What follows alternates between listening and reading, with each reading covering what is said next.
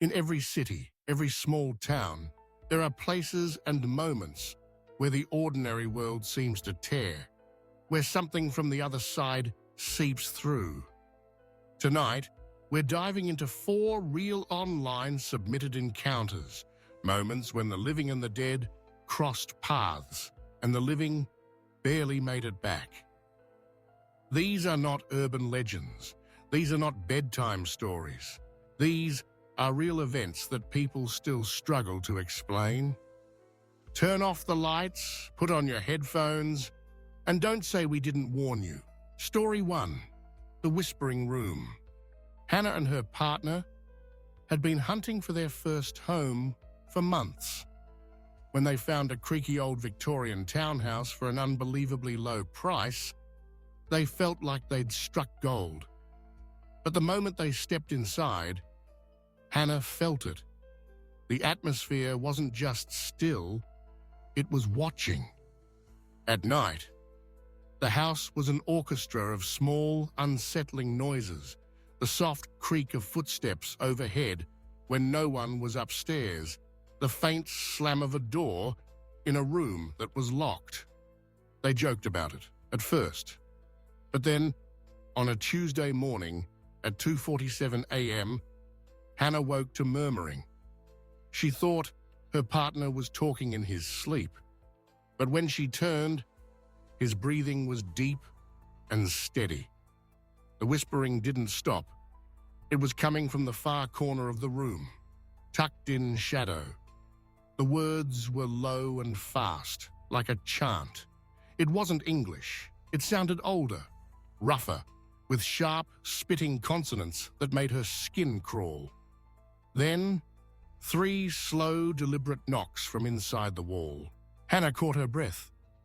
The murmuring paused, and she whispered, "Who's there?"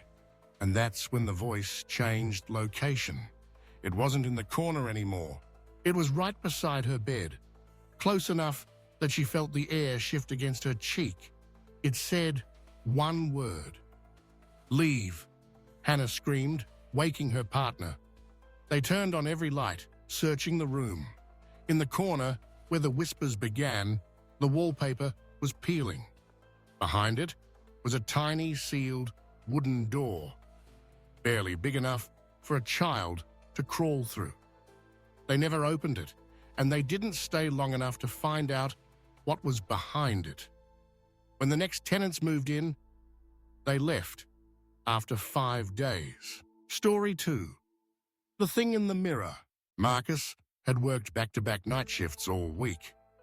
By the time he got home at 3:12 a.m., the only thing he wanted was sleep. But that night, the house had other plans. As he brushed his teeth, movement flickered in the mirror, like someone walking past the bathroom door behind him. Marcus spat into the sink and turned quickly. The hallway was empty. He leaned forward to rinse his mouth and froze. His reflection wasn't copying him anymore. It was smiling. The expression was wrong. Too wide, too slow. The corners of the mouth pulled unnaturally far, exposing teeth that didn't look like his. He didn't move, but in the mirror, his reflection tilted its head, studying him. The smile grew wider. Then it raised a hand and tapped on the glass. The sound was loud, like knocking on a hollow wall. Marcus backed out of the bathroom, keeping his eyes on the mirror. His reflection didn't step away. It stayed there, smiling, watching him retreat. He threw a sheet over the mirror before bed. When he woke the next morning, the sheet was on the floor.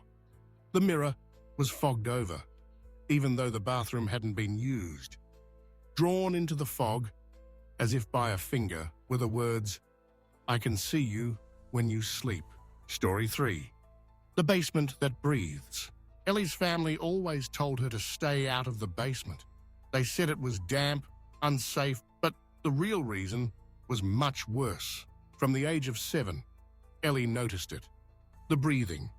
Not creaks, not wind through the vents, but breathing.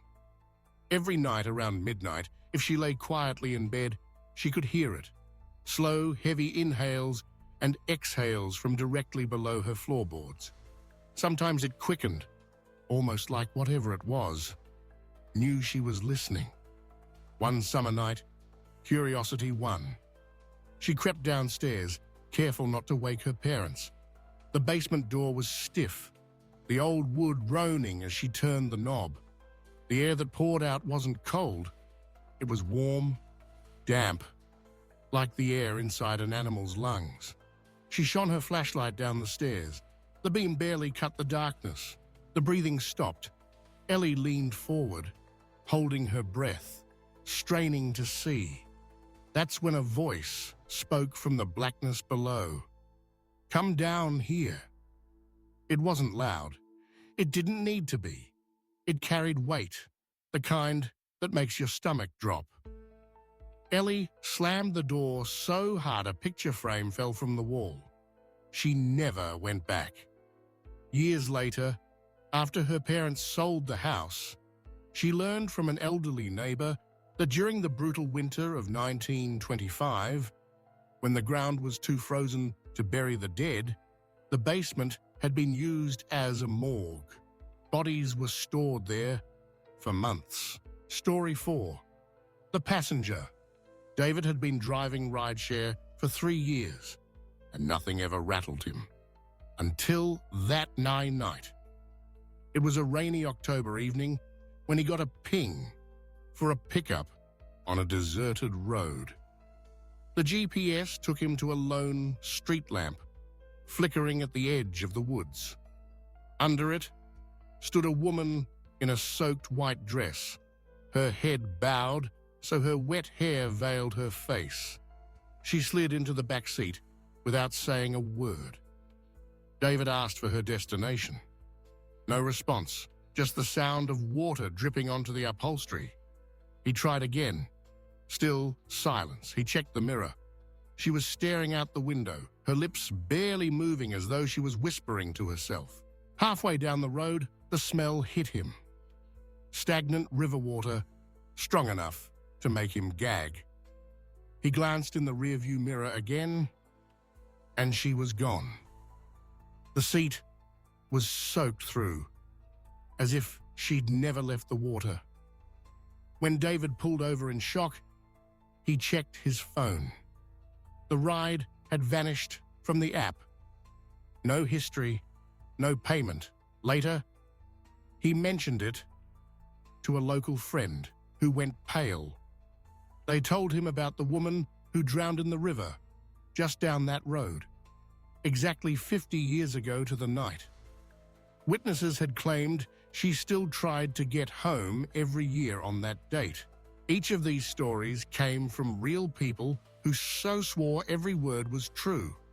They're not looking for fame, not telling ghost stories for fun. They're still trying to make sense of what happened to them. If you've experienced something you can't explain, send it in. Maybe your story will be next. But remember, once you speak it out loud, something might be listening. I hope you enjoyed these 4 short, real creepy stories. Please like, share, and subscribe for more true horror stories and haunted locations from around the world. Until next time, sleep well.